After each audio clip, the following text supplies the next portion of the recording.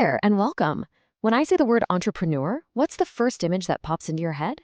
Is it some tech wizard in a hoodie? Or maybe a super serious tycoon in a suit? Well, the truth is, it's so much bigger than that. Today, we're going to explore all the different faces of entrepreneurship. Let's jump in. So, let's ask it straight up. What does an entrepreneur really look like? As you're about to find out, the answer is way more diverse and honestly way more interesting than the stereotypes would have you believe. This is definitely not a one-size-fits-all kind of thing.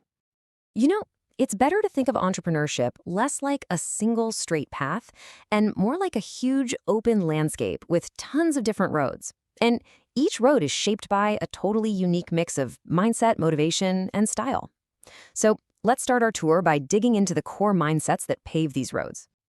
All right, first up, we're going to break it all down into 4 fundamental approaches. Think of these as like the basic personality types for any entrepreneur. They're the building blocks.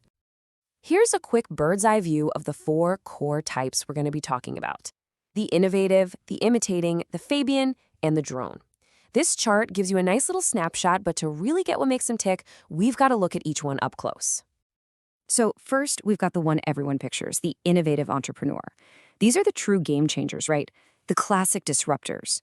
They're the ones who bring something totally new into the world, a new product, a new technology that just changes the whole conversation. Next is the imitating entrepreneur. Now, I know what you're thinking. Imitating sounds kind of bad, but don't let the name fool you. These people are masters of adaptation. They don't just copy something, they make it better. They take a solid idea and refine it, making it cheaper, faster, or available to a whole new crowd. Then you have the Fabian entrepreneur. Fun fact, they're named after a Roman general who was famous for being super cautious and avoiding big battles. And that's their whole deal. They are really skeptical of new trends and hate risk. They only make a change when an idea is so proven that not changing becomes the bigger risk. And finally, rounding out our 4 core types is the drone entrepreneur. This is the most change-resistant of the bunch. They've found a way of doing things that works for them, and they are not interested in new methods. Now, that can lead to stability for a while, but you can probably guess what happens when the market zigs and they refuse to zag. Okay, so those are the mindsets, but how does that actually play out in the real world? Next, we're going to look at entrepreneurs based on the kind of business they run, what they actually do day to day. Here we have 3 classic examples. First, the business entrepreneur. This is the person who builds a new company from scratch. Then there's the trading entrepreneur, a master of the marketplace who lives and breathes buying and selling. And finally, the industrial entrepreneur, who's all about making stuff, turning raw materials into finished products. And get this, that entrepreneurial spirit isn't just for startups.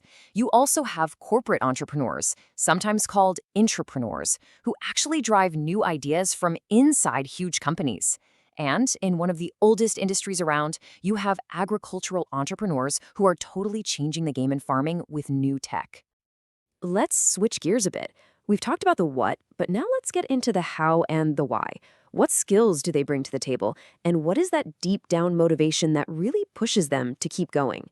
Okay, so here's a classic split you see all the time. On one side, you've got your technical entrepreneurs. These are the builders, the coders, the engineers who are obsessed with the product itself. And on the other side, you've got the non-technical entrepreneurs. They might not know how to build it, but they are absolute geniuses at marketing, selling, and building a story around the idea. And the why? Oh man, that's just as diverse.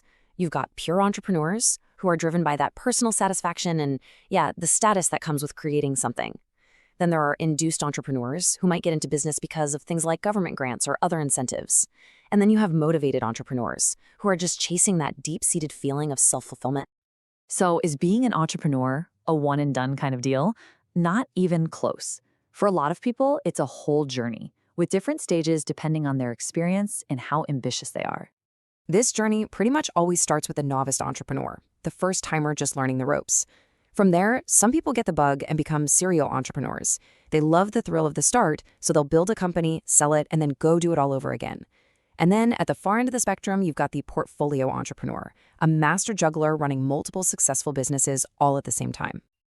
All right, to bring it all home, let's do a little rapid-fire round of some modern, more specialized types of entrepreneurs you'll find out in the world today. This is where things get really interesting. First, the social entrepreneur. For them, success isn't just about profit, it's about positive impact. Their whole business is designed to tackle big social problems, anything from poverty to climate change. Next up, the lifestyle entrepreneur. For these folks, the business serves the life they want to lead, not the other way around. They build their company specifically to give them freedom and flexibility. Here's a really cool one: copreneurs. This is a super unique partnership where married couples decide to build and run a business together. Talk about mixing business with pleasure. And of course, in this day and age, we have to talk about IT entrepreneurs. These are the innovators and founders focused specifically on technology, the people who are literally building our digital future. So, from the super cautious Fabian to the world-changing social entrepreneur, it is crystal clear that there is no single mold, no one right way to be an entrepreneur. Which really just leaves one last question to think about. After seeing all this variety, which one are you?